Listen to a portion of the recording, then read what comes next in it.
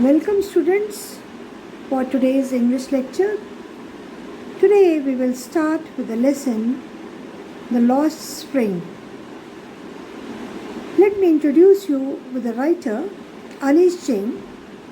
Her parents were also writers, and excerpts from her books like The Lost Spring, Stories of the Stolen Childhood.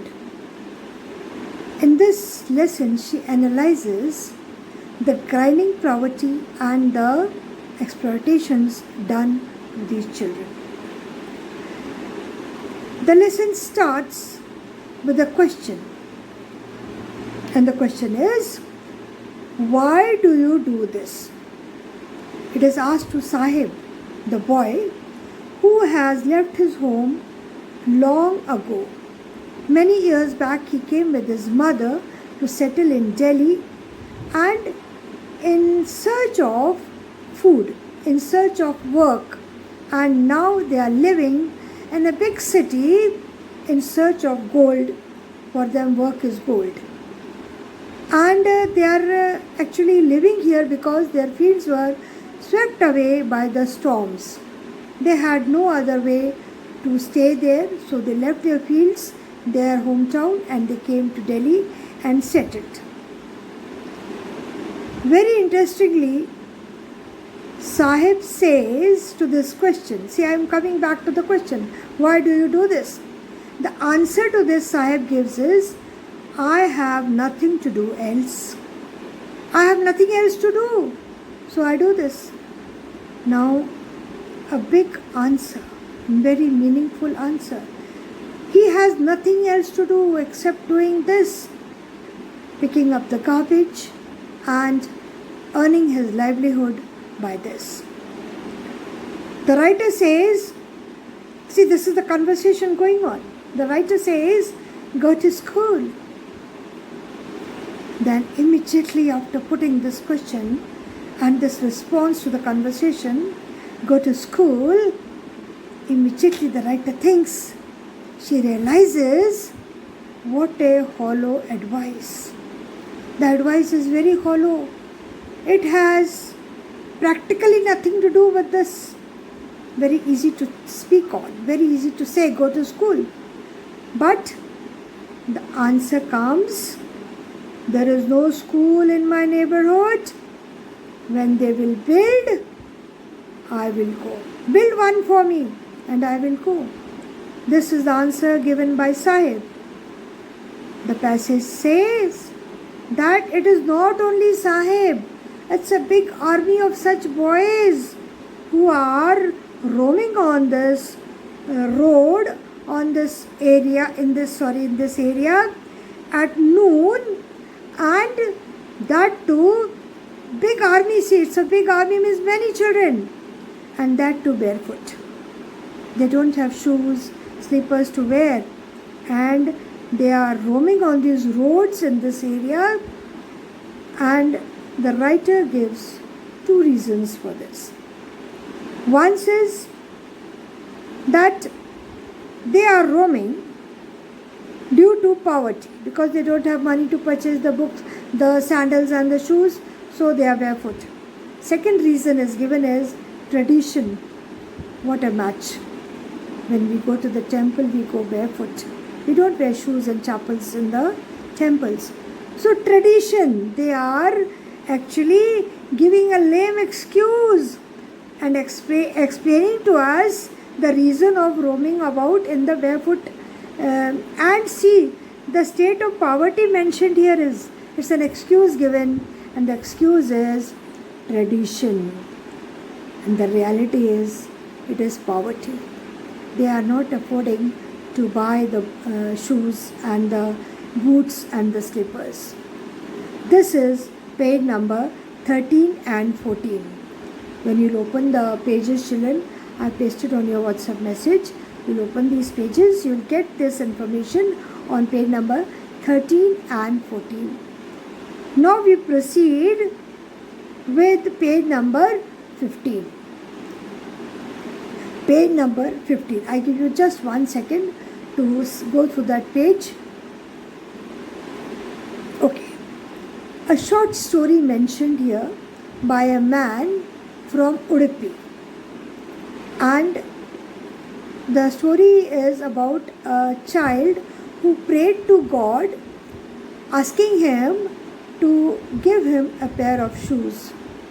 It was granted. See, the writer says the wish of that child was granted. And the other children were not.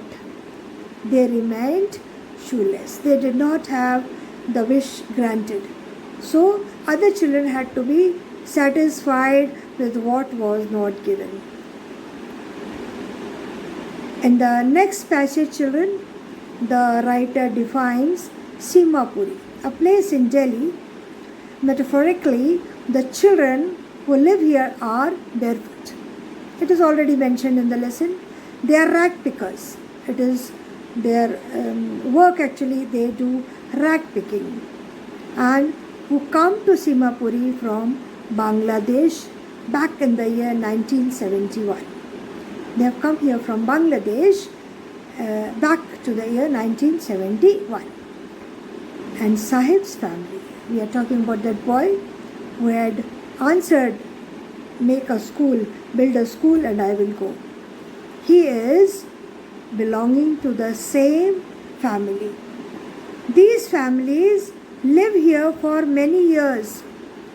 The place is not developed. They use their ration cards for purchasing grains. It has nothing to do with the identification. Ration cards usually people use sometimes, and I may say many a times, for identification. But for these people, it is more important to have it for their filling up the stomachs. Food is more important for them. And survival is the big question. The ration brought from these ration cards is filling up their stomachs, and these families are very happy. They are satisfied because they say, we don't sleep empty stomach. That gives us a feeling that we are better than the dry fields, and we are happy to live in the tents. The dry fields we have left behind, no more going back. At least we are happy because we are having enough food to fill up our stomachs and we are fulfilled. And garbage for them is gold. They hunt things from the garbage and there they earn money from. And it is more than the gold also, the writer says, for them. More from the gold also. Sahib, actually children, is a boy from a very poor family. He longs for so many things, he wishes for so many things, but money becomes his hindrance. This is the end of the page number 15. Page number 16, children. Please open up the page number 16.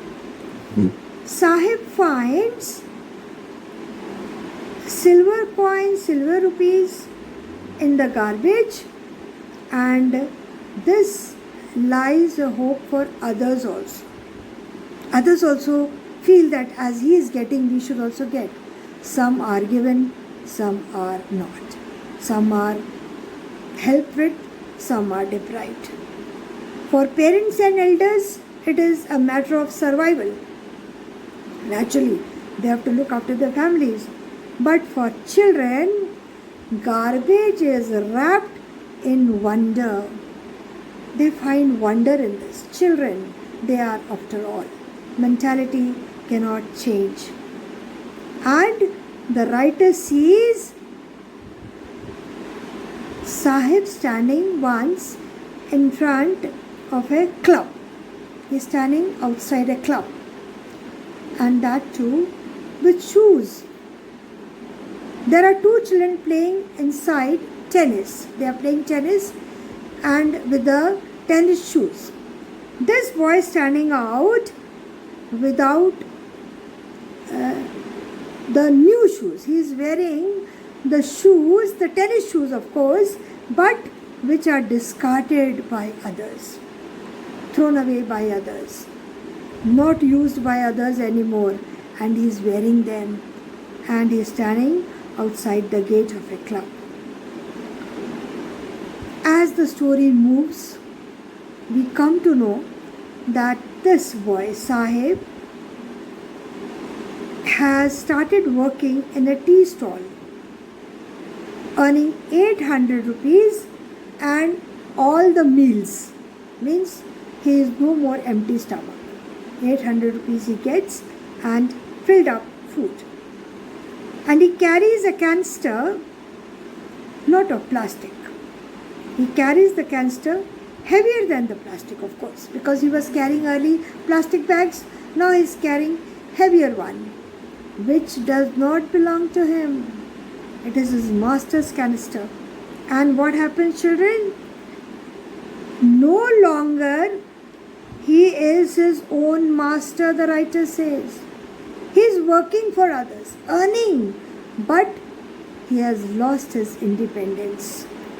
And the writer tells us this heavy weight which he is carrying is for his master. We come to page number 17. This, children, tells us another story of Mukesh, who wants to become a motor mechanic. He says he will learn to drive. He and his family belong to Firozabad. Firozabad, a place famous for bangle making. Children working there are in very bad and sad condition. None of them know that what they do is illegal.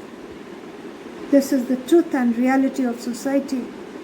They lose their eyesight, they are deprived of good health, and they are living in a very bad condition.